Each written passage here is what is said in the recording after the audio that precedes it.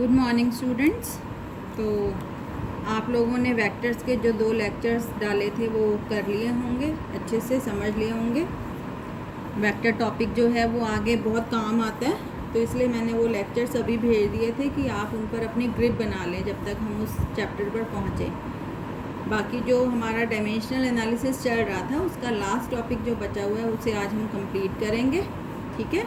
और कल से फिर हम अपनी सेकंड यूनिट शुरू करेंगे। एरर का जो पार्ट है बीच में उसको आप रीड कर लीजिए, ठीक है, पढ़ लीजिए अपनी बुक से। और उसके बाद जब क्लासेस शुरू होंगी तो हम तब वहाँ उसको डिस्कस करेंगे, ठीक है। ओके, तो थर्ड और लास्ट यूज़ था बेटे डायमेंशनल एनालिसिस का conversion of units from one system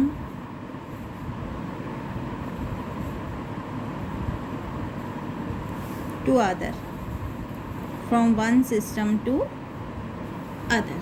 तो ये जो एप्लीकेशन है it is based on the fact, किस फैक्ट पर आधारित है कि मैग्नीट्यूड जो होता है of a physical quantity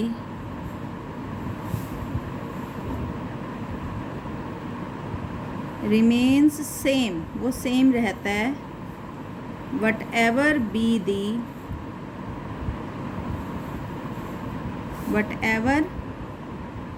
the system of units, ठीक है, what ever be the system of units. For example माना मैग्नीट्यूड है, हम से चीनी की बात करते हैं, 1 किलो चीनी, ये एसआई सिस्टम में है। और अगर मैं इसको सीजीएस सिस्टम में कहूँ तो इट विल बी 1000 ग्राम, ठीक है।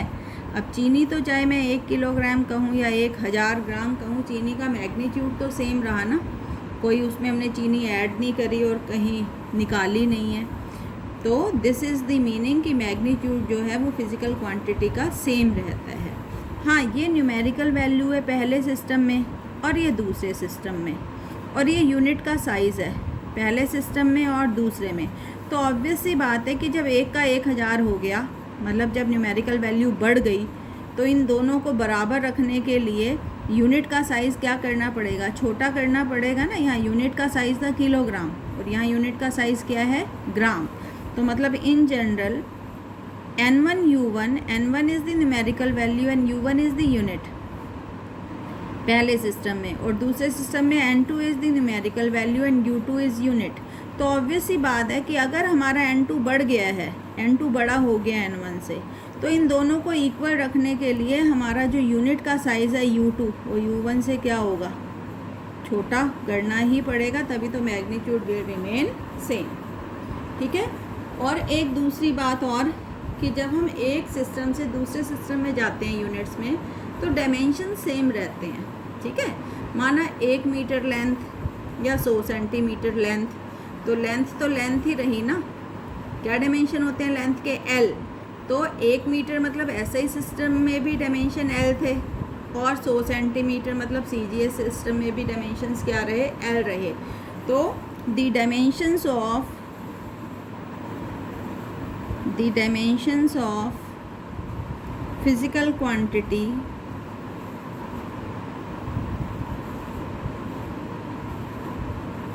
remains same in all the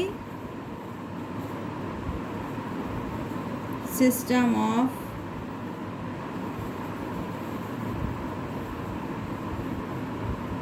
units, in all the system of units, ठीक है।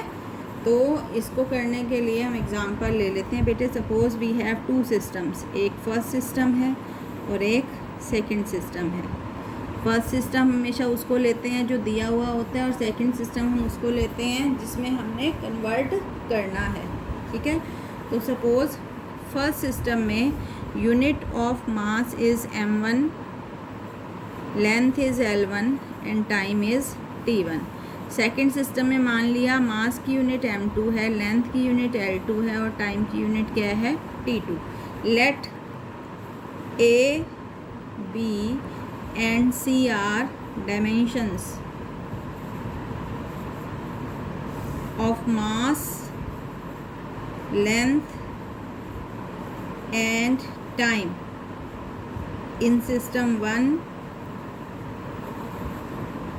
and 2 रिस्पेक्टिवली, कि ए बी सी जो हैं ये डायमेंशंस हैं, पावर्स हैं मास की, लेंथ की और टाइम की। पहले में भी और दूसरे में भी क्या बताया था अभी कि डायमेंशंस क्या रहेंगे, सेम रहेंगे। ठीक है। If n1 and n2 are numerical values in system 1 and 2, then we have the relation। क्या रिलेशन था बेटे, n1 u1 is equal to n2 u2। n1 u1 कितना है, m1 की पावर a, l1 की पावर b और t1 की power c। n2 unit क्या है, मतलब डायमेंशंस क्या है, वही m2 की पावर a, L2 की पावर B और T2 की पावर C। यूनिट्स बदलती हैं एक सिस्टम से दूसरे सिस्टम में, डायमेंशंस क्या रहेंगे दोनों सिस्टम्स में, सेम। सपोज़ मुझे n2 निकालना है तो n2 will be equal to n1, m1 की पावर A, L1 की पावर B और T1 की पावर C डिवाइड हो जाएगा ना इधर आके, m2 की पावर A, L2 की पावर B और T2 की पावर C। मतलब we have the formula n1 m1 by m2 की power a, l1 by l2 की पावर b और t1 बाई t2 की पावर c। अब देखो अब न्यूमेरिकल करते हैं, वहाँ से आपको ये कंसेप्ट जो है वो अच्छे से समझ में आएगा। ठीक है। For example convert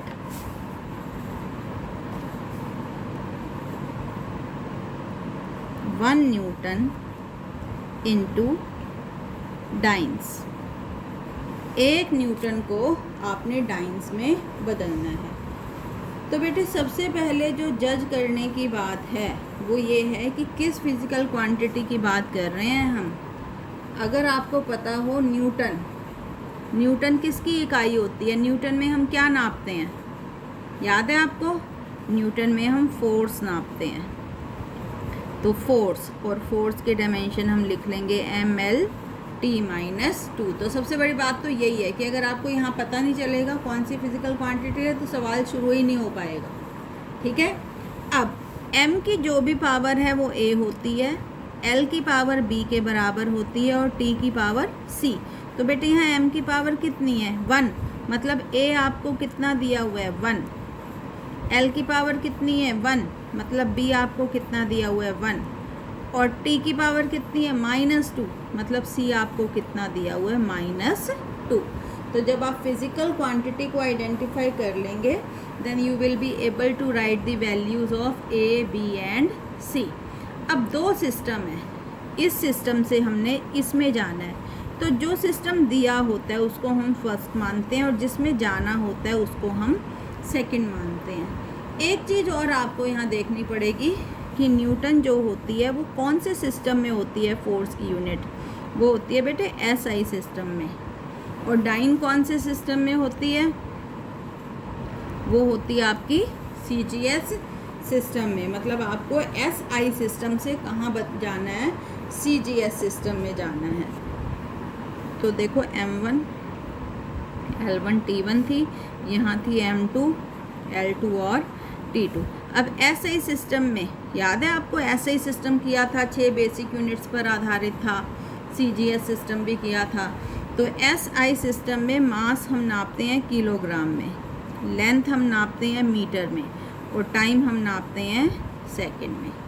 CGS system में मास हम नापते हैं ग्राम में, लेंथ हम नापते हैं सेंटीमीटर में और टाइम हम नापते हैं सेकंड में। अब कितने न्यूटन को कन्वर्ट करना है, 1, मतलब जो न्यूमेरिकल वैल्यू है वो है आपकी दिए हुए सिस्टम में 1। यहाँ पे वो कह सकता था कन्वर्ट 5 न्यूटन इंटू डाइन, तो N1 कितना हो जाता आपका, 5 हो जाता। ठीक है। तो हमें निकालना है N2। Formula is this, N2 is equal to N1, M1 by M2 की power A, L1 by L2 की पावर B और T1 बाई T2 की पावर C। तो N2 इज इक्वल टू, अब वैल्यू रखो, N1 है आपका 1, M1 क्या है किलोग्राम, और M2 क्या है ग्राम, और A की वैल्यू क्या है 1, L1 मीटर है, L2 सेंटीमीटर है, B की वैल्यू क्या है 1, T1 सेकंड है, T2 भी सेकंड है, और C की वैल्यू क्या है -2। अब बेटे आपको या तो ऊपर वाले को नीचे के हिसाब से बदलो या नीचे वाले को ऊपर के हिसाब से बदलो, ठीक है, मतलब सेम करना है। तो N2 is equal to N1।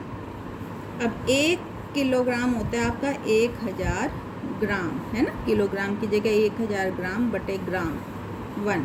Metre क्या होता है 100 सेंटीमीटर बटे सेंटीमीटर। देखो ऊपर वाले को नीचे के हिसाब से बदल रही हूँ मैं, और ये बदला ही हुआ है।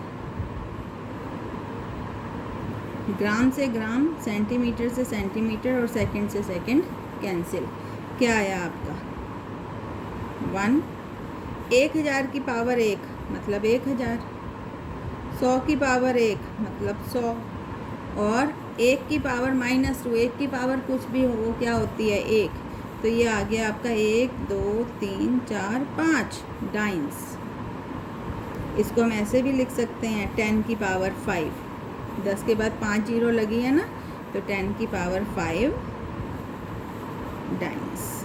दिस इज़ द आंसर कि 1 न्यूटन में कितने डाइन्स होते हैं। 1 न्यूटन में 10 की पावर 5 डाइन्स आर देयर।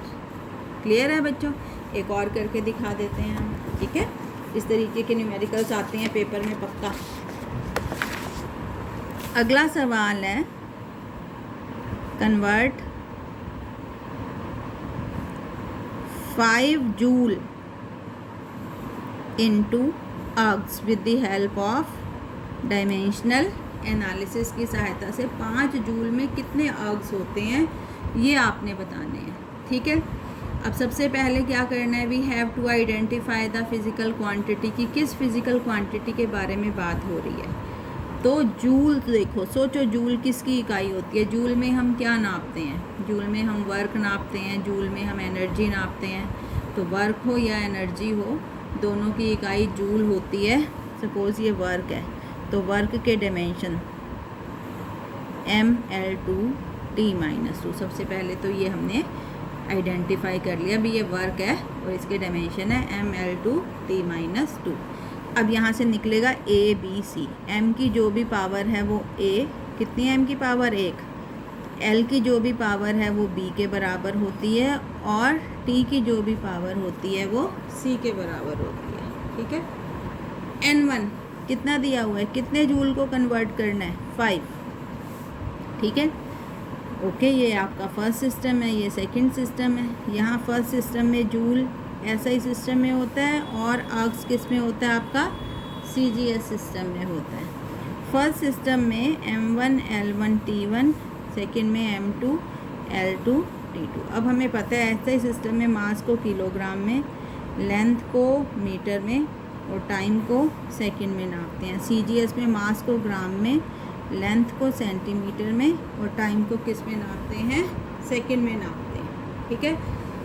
हमें निकालना है N2, और N2 के लिए फार्मूला होता है N1 M1 बाई M2 की power A, L1 by L2 की पावर B और T1 बाई T2 की पावर C। तो N2 is equal to N1 कितना है 5 जूल को करना था ना, 5, M1 किलोग्राम, M2 ग्राम, और A कितना है 1, L1 metre, L2 centimetre, B कितना है 2 के बराबर है, T1 सेकंड, T2 सेकंड, और C कितना है -2। अब क्या करना है, ऊपर वाले को नीचे के हिसाब से कन्वर्ट कर लो। किलोग्राम में कितने ग्राम 1000 और पावर 1, मीटर में कितने सेंटीमीटर 100, और पावर यहाँ कितनी है 2, 1 सेकंड बटे सेकंड, और पावर है -2। ग्राम से ग्राम, सेंटीमीटर से सेंटीमीटर और सेकंड से second.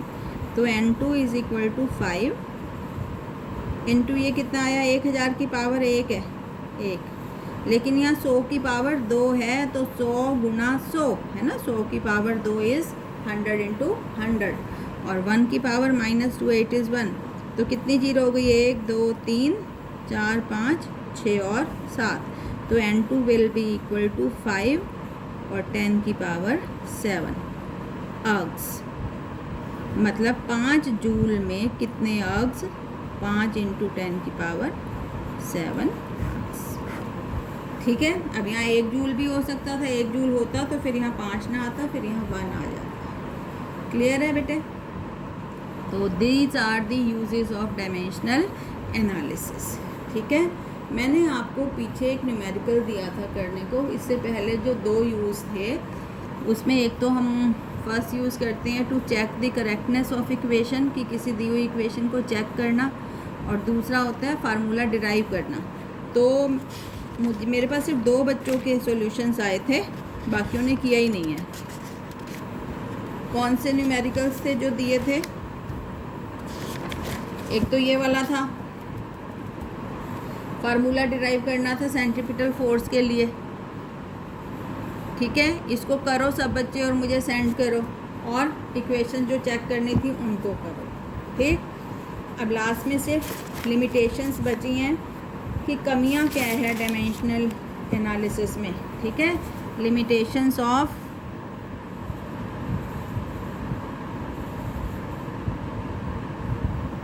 Dimensional analysis.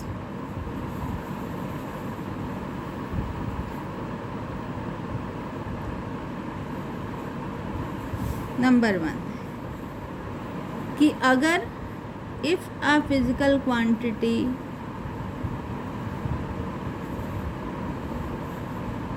Depends on more than 3 factors, क्योंकि ए और बी और सी को इक्वेट करने पे 3 ही वैल्यूज़ आ सकती हैं अननोन की, तो अगर 3 से ज़्यादा फैक्टर्स पे कोई फिज़िकल क्वांटिटी डिपेंड करती है, वी कैन नॉट डिराइव फार्मूले फॉर इट, फिर हम इसके लिए फार्मूले डिराइव नहीं कर सकते।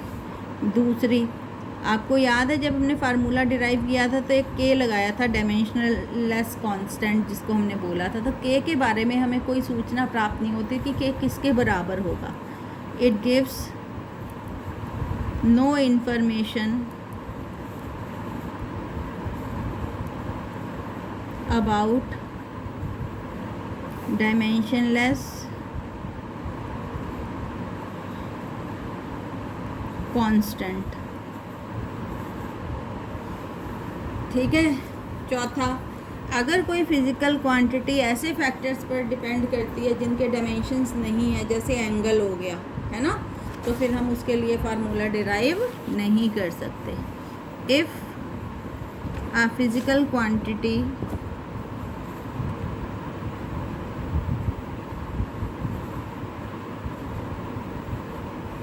Depends on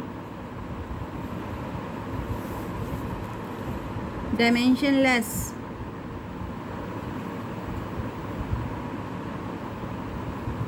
factors, we cannot derive formula for it। ठीक है, तो ये जो है बेटे these are the limitations of dimensional analysis। और हम एक नोट इधर मैं देना चाहूँगी कि कितने तरीके की फिज़िकल क्वांटिटीज़ होती हैं। एक होती हैं बेटे डायमेंशनल कांस्टेंट्स, वो फिज़िकल क्वांटिटी जिनकी डायमेंशंस तो होते हैं लेकिन वैल्यू कांस्टेंट रहती है। ठीक है, ऐसी फिज़िकल क्वांटिटीज़ को हम कहते हैं dimensional constant. For example speed of light, क्या वैल्यू है, हमेशा स्पीड ऑफ लाइट होती है 3 × 10⁸ मीटर पर सेकेंड, तो वैल्यू तो कांस्टेंट रहेगी। लेकिन डायमेंशन तो होंगे ना, जो स्पीड के डायमेंशन होते हैं, क्या होते हैं स्पीड के, LT-1, ठीक है। तो इनको हम कहते हैं डायमेंशनल कांस्टेंट। दूसरे होते हैं बेटे डायमेंशनलेस कांस्टेंट्स। अब ये वो फिज़िकल क्वांटिटीज़ हैं जिनका मैग्नीट्यूड कांस्टेंट रहता है और डायमेंशन भी नहीं होते, डायमेंशन लेस है। तो ये सारे के सारे जो नंबर हैं आपके 1, 2, 3, ये सारे के सारे, पाई हो गया आपका, पाई की वैल्यू क्या है 22/7 या 3.14, ठीक है। ये सब क्या है, dimension less constant, value constant है इनकी और डायमेंशंस भी नहीं है। तीसरा होते हैं बेटे dimensional variables. Dimensional variables, variable मतलब जिनकी वैल्यू चेंज होए, ठीक है। वेरी शब्द होता है VARY, ये वो वाला वेरी है, ये वेरी का मतलब होता है चेंज होना, ठीक है। तो वो फिज़िकल क्वांटिटीज़ जिनकी वैल्यूज़ चेंज होती हैं और डायमेंशंस भी होते हैं, तो सब है इसमें। तो मास है, लेंथ है, किसी का मास 40 किलोग्राम, किसी का 30, किसी का 10, लेंथ, फोर्स, वेलोसिटी, ठीक है, सब आ जाएगा इसमें। और चौथे हैं बेटे dimension less variables. Dimension less variables, dimensions भी ना हो, डायमेंशन लेस हो और वैल्यू वेरिएबल हो। अब ऐसा क्या है, एंगल, एंगल के डायमेंशंस नहीं होते। क्यों नहीं होते, उस दिन भी बताया था। माना ये कोई सर्कल है, ये सर्कल है, सर्कल का सेंटर है, ये आर्क है, आर्क की लंबाई L है और ये रेडियस है सर्कल का, त्रिज्या, और ये है एंगल थीटा। तो एक रिलेशन होता है कि एंगल थीटा जो होता है वो होता है आर्क बटे में रेडियस। अब आर्क को किस में नापोगे बेटे, मीटर में, रेडियस को भी किस में नापते हैं, मीटर में। तो मीटर से मीटर कैंसिल हो जाता है, ना तो इसकी कोई इकाई होती है, यूनिट होती है, और ना ही कोई इसके डायमेंशंस। और एक हम अपनी 6th यूनिट में 7th यूनिट में पढ़ेंगे, एक फिज़िकल क्वांटिटी आती है स्ट्रेन, ठीक है, वो भी क्या रहती है, डायमेंशन लेस वेरिएबल। तो ये 4 तरीके की फिज़िकल क्वांटिटीज़ होती हैं, ठीक है बेटे।